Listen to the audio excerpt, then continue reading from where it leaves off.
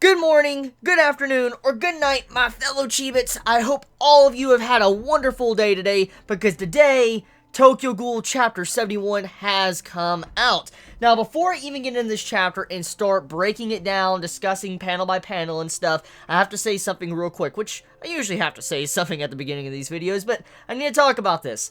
I don't have as much time today to actually make a very long video of Tokyo Ghoul, just like how last week I was kind of busy as well. I don't have much time this week to actually really make a very long review video, but the reason for this is because my birthday is tomorrow, so I have to have, stuff ready for some plans tomorrow. I'm going to be going out and stuff. So, yeah, I don't have a lot of time to work on this video because I have to go do some stuff as soon as I'm done with this video. Like, as soon as I, edit this and stuff, I'm going to go straight and head out. So, yeah, just letting you all know that right now.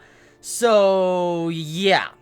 Anyways, let's dive into this chapter of Tokyo Ghoul Chapter 71, because, like I said, kind of short on time. Now, I will say this, however, this chapter, to briefly say something that kind of summarizes this chapter, a lot of parallels between Kaneki and Arata. Very huge correlations and parallels between these two. Like, there's massive similarities between these two characters, their motives, what drove them in part 1 of Tokyo Ghoul. I mean, we see a lot of similarities throughout this chapter, and I feel like I'm probably not going to be the only one that noticed this, because I mentioned this, on Twitter, and a bunch of other Chibits were talking about as well. Like, yeah, I saw the exact same similarities. I got these, vibes that Kaneki and Arata are very similar in the way they were, driven in the corner to where they had to seek power. So, yeah, that's one way to summarize this. Like, Arata and Kaneki, very similar in a way, and it's kind of ironic how the very person that, technically what Yomo shunned in the past, shunned Arata, the very person that's very similar to Arata is coming to save Yomo at the end of the chapter. But anyways, before I get into that, let's dive into the first page, page 1 of Tokyo Ghoul Chapter 71. So, I'm very happy on one thing. I'm very happy that Yomo isn't dead. That's the first thing I gotta say. Because with the end of last week's chapter, Yomo got fucking nailed in the straight up neck, dude. By his sister. Just straight up in the fucking neck. And I'm so happy his head didn't fly off. Like, I expected his head to just go spinning off his fucking shoulders in this chapter. But it didn't happen. I mean, he took a pretty bad hit. I mean, you see blood coming out. He's pretty fucking hurt. Arima's like, I'm just getting started. And yeah, I'm just really happy to see on this first page, Yomo is not down for the count. He's not done. He's not GG. No re. I'm just glad he is alive. Because, when you fight Arima, usually characters tend to end up dead. I mean, yeah, very, very dead.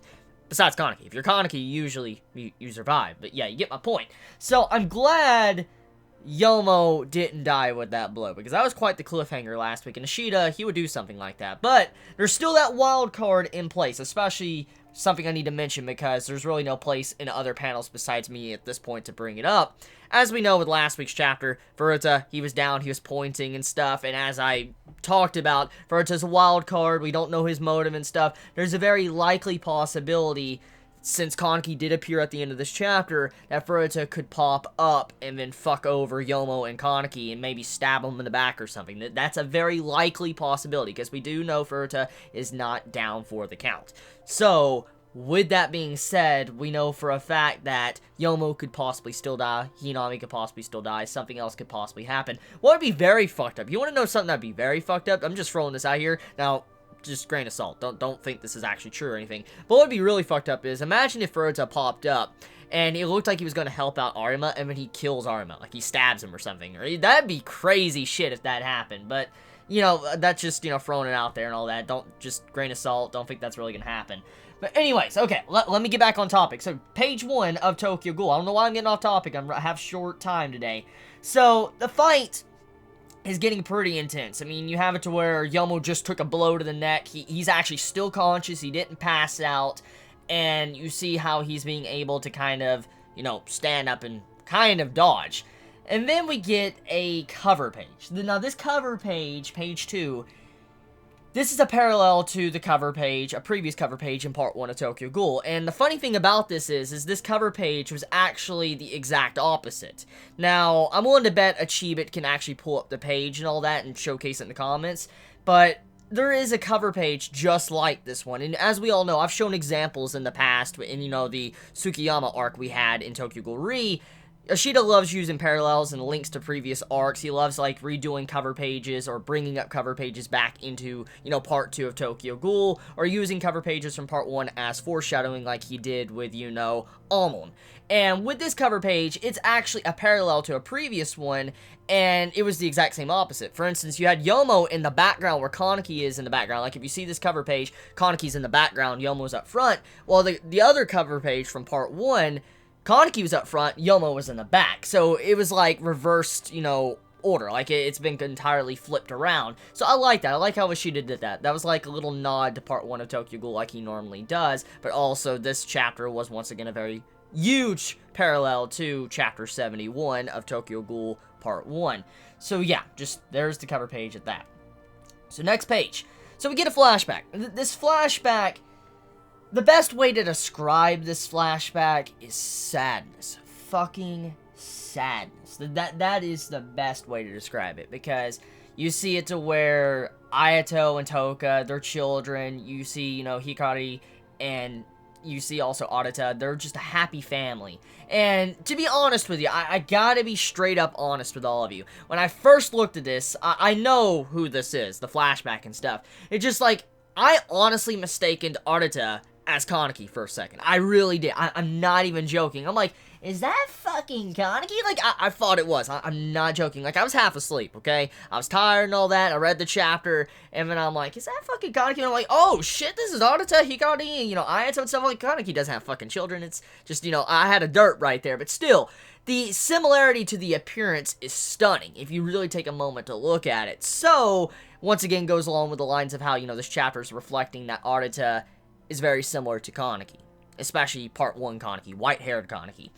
Okay, so this flashback, very cute, family time, happiness, and you know for a fact Ishida-sensei doesn't like that. He doesn't like constant smiles and happiness. He has to shit on all that happiness with some great tragedy, which, hey, I love my tragedy, but still, Ishida, he made sure nothing was happy for long.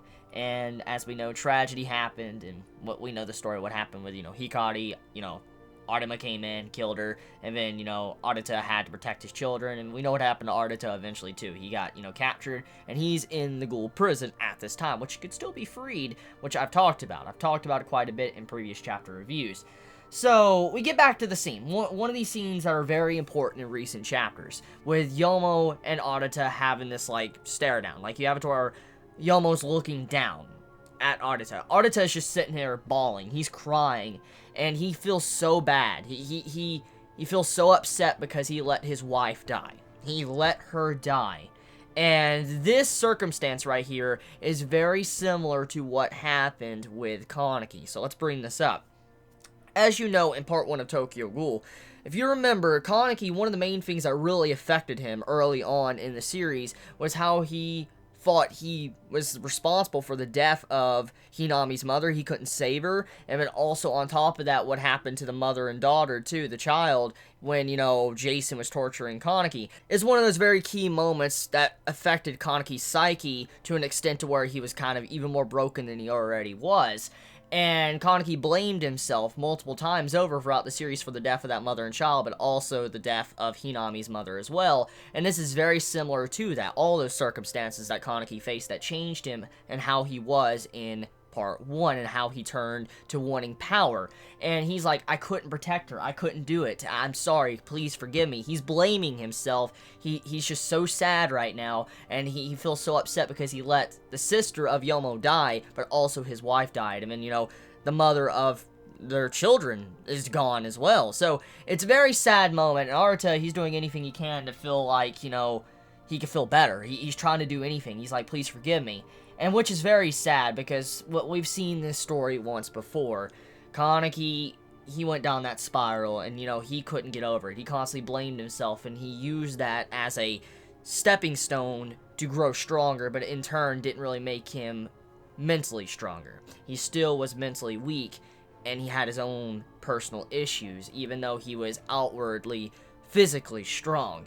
which was very sad to seeing this part of the chapter. And when you see Yomo just sitting here, putting Arata up against the wall, is because, you're weak, you better blame yourself, you're the wrong, you're like in the wrong, you're the person that got her killed, because of you, my sister died. Yomo's just yelling all this stuff at Arata. And I mean, you have to think about this real quick.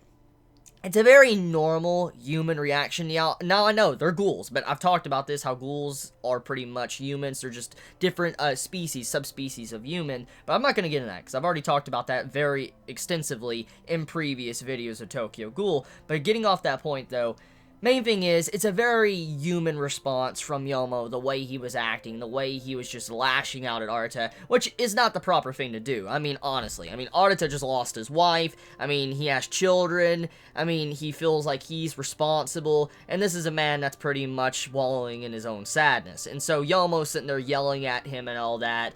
I wish you died instead because my sister is dead and stuff. That's not something you want to tell a person. And it makes it seem like maybe Arata might have been similar in a way to where he might have wanted to die.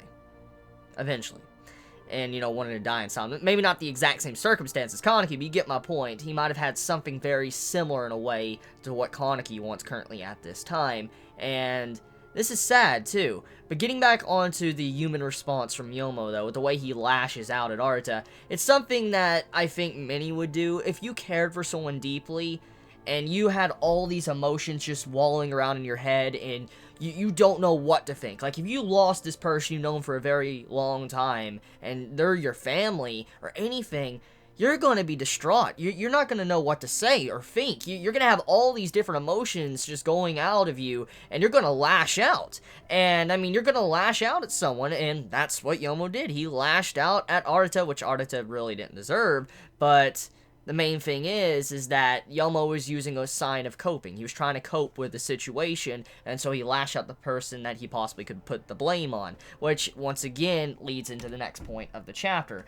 Yomo leaves, and Arata, you can tell in his face, he knows, he feels like he is the one that's caused all this. Even though, in reality, Arata didn't. It's not his fault. It's not. He left Hikari behind to save the children, and that was a very wise move. I mean, I feel like the mother of the children would be willing to sacrifice her own life for the sake of her children. That's common sense. And so, seeing what Arata did, it was a very noble act. And it was sad, but he had to make a choice. And in a way, it was actually a lot better than what Kaneki ever did earlier on. Because remember what happened with Jason? Kaneki could not choose. He could not choose who to save, and then they both ended up dying. That's exactly kind of what would have happened with Arata and his children. If he didn't choose his children, they both would have died. His children and his wife would have probably have died. So, you get the point here. He had to make a choice. And because of this, he has to, reap the, actions he caused. He has to realize that what he chose, he's going to have other issues he's going to have to deal with. And so this is, once again, very similar to the Kaneki situation. But Arata has a little bit difference here and there because, I mean, like I said, he made a choice. He made a choice to save his children, but Kaneki didn't. He didn't, make a choice to save people, and then it caused, everybody to kind of, die. So, yeah, Arata is a good man for that, but after that, though, he becomes very similar to Kaneki because he seeks nothing but power. He blames himself for the loss of his wife, and he goes off, cannibalizing everything he possibly can. For instance, humans, ghouls, just to get stronger, which I'll get into that in a moment. But let's get back into Yomo. So Yomo, after he leaves the conversation with Arata, he is very upset, and he realizes what he said. Like I already said, he was doing a sign of coping. He was coping with the loss of his sister, and he lashed out, and he realizes, after thinking about it, he's like, holy shit, I'm just placing the blame on someone that really doesn't deserve it. He does not deserve being yelled at like this, and it's not his fault. And you see Yomo thinking about this by himself, and he's upset with himself. And it's really sad, because this is probably one of the very last few meetings he ever had with Arata, and that really just hits you right there. You're like, holy shit, that's sad, because what he said, he can't really take back. So Yomo has to probably live with that for the rest of his life. So that is a very sad scene. Hit me right in the feels, because there's a lot of meaning behind that, and just seeing how the coffee cup breaks too, it just... Sheeta, Fucking love you. I love your writing. It's fucking awesome. Okay, so this next page, page 8, or page 7 if you're, or page 8 if you're counting that one cover page that we see every week, but this is necessarily page 8 though. Okay, so you have it where Yomo and Yoshimura, they're both having a conversation. We see Yomo a little bit younger, and it's like probably one of the first few times he's really starting to work at the cafe, and he breaks a coffee cup. And he's like, oh, I'm sorry, please forgive me, I'm sorry for always causing you trouble, Yoshimura, I'm very sorry, I do this all the time, please forgive me, I'm, nowhere near as cheery as Koma, and I don't have as hope as much as Irumi, please forgive me for that. And it's very sad to see how Yomo's acting. Like, you could see at this time, he realizes what he has done, and what he said to Arata, because time has passed, there's a mini time skip here, and Arata's already gone. Arata's already out of the picture, Yomo's now working at Yoshimura's shop, and you just see, the sadness in his face, that, he wishes he could have done more, and it's still bugging him to this day, even after this long amount of time. So this has really changed him as a person, and made him who he is today. Now, as it continues, they start talking about Ayato and Toka, and when the conversation continues on, you have it to where eventually it comes down to Yomo asking, could you please, take Toka in and allow, and, Ayato, and can you allow Toka to go to school and stuff? And they pretty much don't want, Toka and Ayato to end up exactly what happened to Arata and Hikari. And we get some brief backstory on Hikari, that she actually used to be very wild in the past. And she used to go out of her way to, eat people, or, feast upon people, and be very crazy, wild, and get into a lot of trouble. And because of this, it probably led to her downfall of being hunted down, and then what happened in, a long time ago in the past to Arata and losing his wife. And so, you reap what you sow, and that's exactly what happened, and Yomo is very sad that, and worried, if Ayato and Toka continue down this path of what they were doing at the time, constantly being very reckless and attacking people and being very negative towards humans, that they would cause the CCG to kind of intervene and come after them and then kill them off very early a part of their lives when they least expect it, when they finally do kind of want to settle down. And so Yomo's just looking out for the best interest of, his niece and nephew. And we also find out more similarities to Kaneki and Arata. Arata, we get to see a little bit of how he got his, Kakuja. He was constantly feasting upon ghouls and humans alike. He would go out of his way to eat all of them, and he would gain as much strength as he possibly could to be able to protect his children. It's something we already were aware of, but we finally get to see, like, a picture of him, but when he was, like, activating his Kakuja completely around his face. And this picture is very similar to Kaneki. Like, it's almost exactly identical the way it looks. And it makes me assume the way this is done, the way Ishida is kind of making this panel, makes me assume that either A, Arata is going to be appearing very soon, and he's going to probably start fighting, or B, Kaneki is going to activate a full-body Kakuja, just similar to, Arata that happened in this chapter, what we get to see in the past. Because, as we know, Kaneki appears at the end of the chapter to stand up to Artema, which is another can of worms I'm going to open up in just a moment. But yeah, very, very interesting stuff here, because, Arata, his downfall was thanks to his strength, constantly, going after humans and ghouls and getting CCG to come after him, which is very similar to what's happened to Kaneki in Part 1, because of his immense strength of what he has accomplished or what he has done, and it's kind of still going on right now. His strength is his downfall. Now, there is a panel right here that's very sad, and I just need to talk about this. We get to see Eto mentioned by Yoshimura. And he's like, if only I could once more hold my daughter in my arms. If only V wasn't hell-bent on chasing her down. This panel is very sad. Very sad panel, because we know what's happened to Yoshimura. He's pretty much gone. Supposedly he's been used so much that, he no longer can be considered living anymore, really around. And it's because of what Eto has done to Yoshimura and kind of harmed him in a way. It makes you sad when you realize this, how much, Yoshimura really cared for his daughter, his circumstances, and why he kind of kept his distance. And it makes you sad. It really does. This overall panel, very sad in a way, just because of how it's, letting us know that Yoshimura was talking to Yomo about V, but also how he says, I cared for my daughter so much, I wish I could hold her in my arms, but I can't, because V is constantly watching me. So, sad stuff. Very sad stuff. So, this panel, we get back more into the action. We go back to present time. You have it to where Yomo, after, his blow, he's bleeding after his neck was hit, and Ayato comes in to start fighting. He's like, hey, you need no time to get old and tired, mister. And the sad thing here is, Ayato has no idea who Yomo is. He has no idea that that's his uncle that is currently there and who he's protecting. It's very sad stuff. And as, the fight goes on, you have it to where it's this very heated match. Arima's going in, he's dashing around with Narukami, and, he's doing everything he can to probably win this fight. And Arima's winning. Like, he's straight up winning. He's just annihilating Toka, he's annihilating Ayato, and you have it to where Yomo's, like, the only one really standing. And as he sees Toka and Ayato on the ground, Yomo, he grabs his mask, and then this is what he says. How much will you steal from me, Arima? My sister? My hope? Hope. And then, as he's contemplating this, that's right. In this fading world, my only desire is to connect. For the seeds I plant to grow into flowers, and for those bloomed flowers to drop seeds.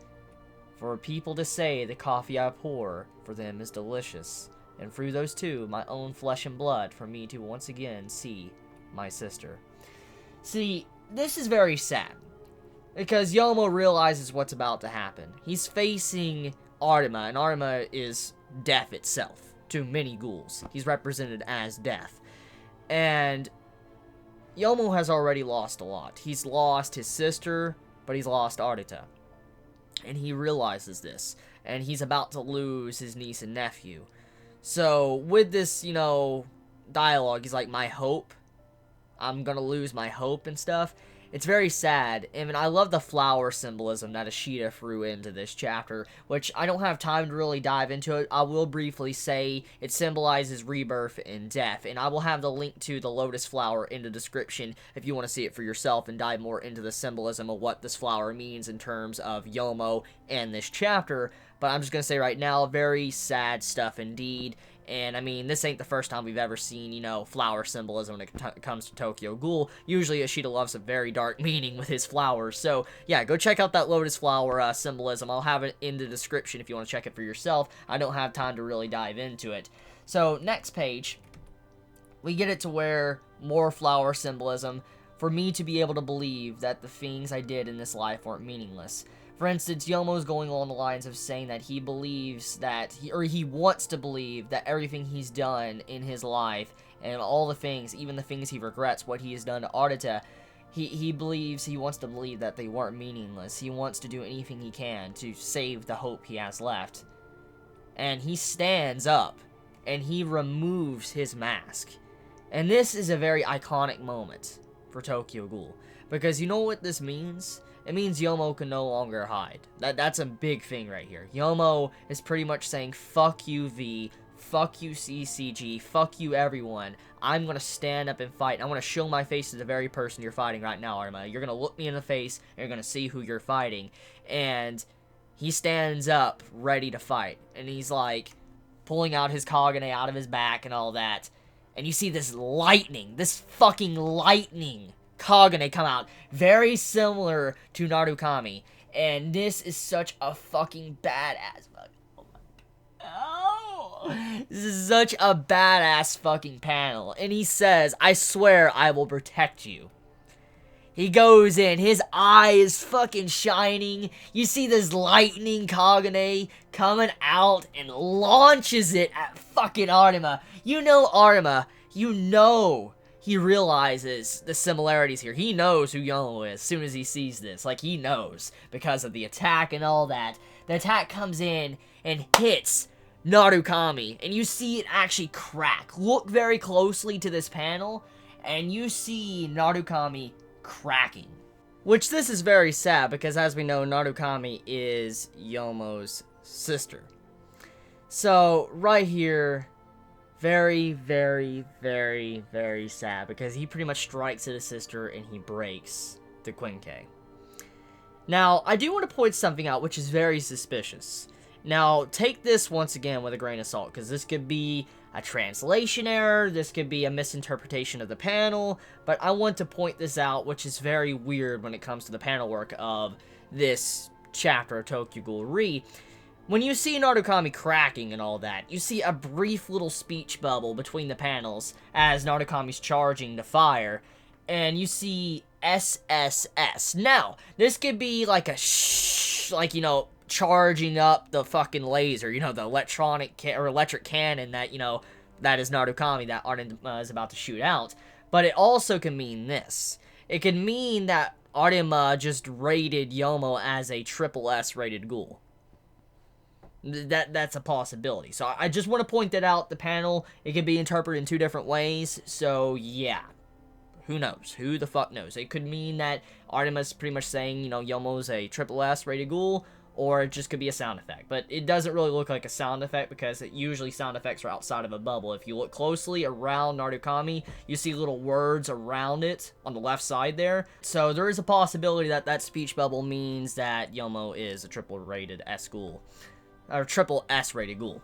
Okay, so next page. As it's coming in, Yomo believes he's pretty much dead.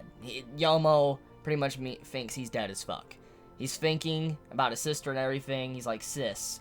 And he sees Narukami just coming in. He's about to get hit straight head on. And Yomo's already damaged enough. But he's about to get hit. And then you see a step sound effect pop up on the side.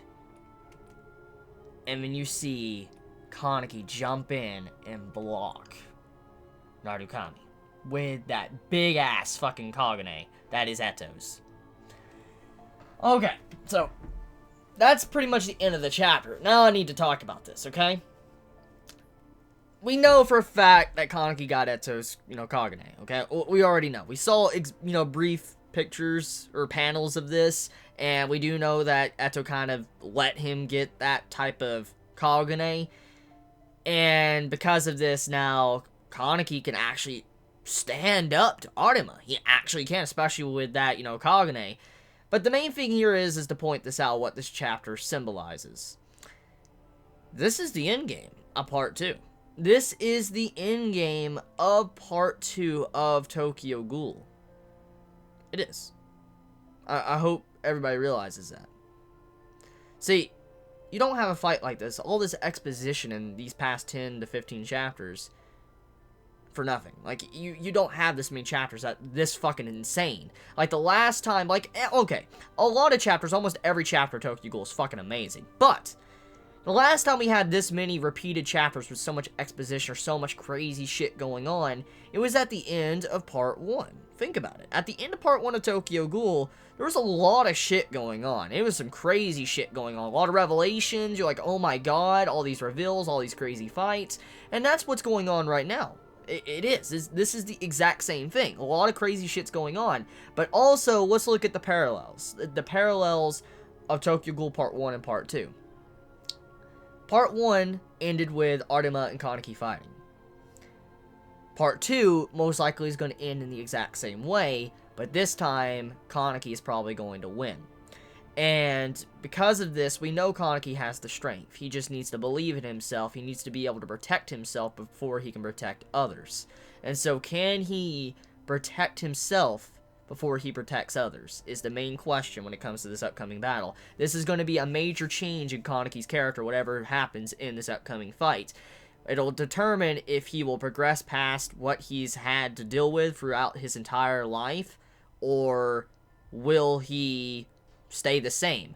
Now, I will say this, though, is that with this final fight, you can assume that Part 2 of Tokyo Ghoul is coming to an end. Because, I mean, like I said, when we got to this fight, you would assume that this would be, like, the final part of Part 2, and that's what we're getting. So, I would not be surprised to see Tokyo Ghoul, honestly. I would not be surprised to see it ending after this arc, or after this fight. I would not be surprised at all. But once again, we have to factor in, like I said, Furuta. Furuta is a wild card. He could pop up at any time. There's a possibility he could pop up right at the end and stab fucking Artema in the back, or Kaneki, or Yomo, or anyone. I mean, anything can happen there, or maybe he won't appear. Who the hell knows? But there's still a lot of things going on. We already know there's going to be a part 3. There's already huge kind of theories and evidence and stuff to support, you know, part 3 of Tokyo Ghoul coming. So, yeah. I wouldn't be surprised to see it ending. We're at the end game, folks. We're here finally. Round 2. Artema versus Kaneki. Who will win? Place your bets now. Will Kaneki become a briefcase? Will he die in style? Or will he survive, and will he finally learn to protect himself? Yeah.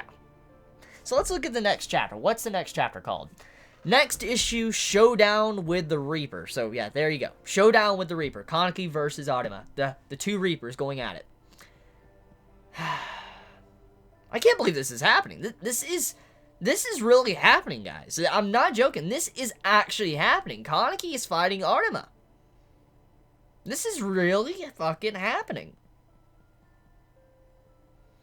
We do know Ishida ended part 1 of Tokyo Ghoul out of nowhere, remember?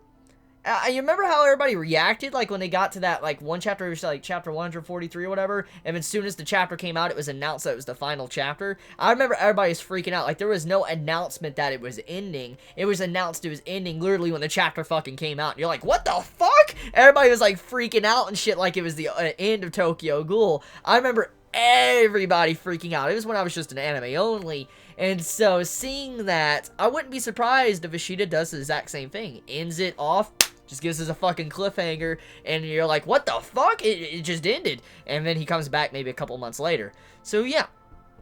Let me know your thoughts in the comments below. You all have a wonderful day or not, wherever you live. Please be safe. Chibi out.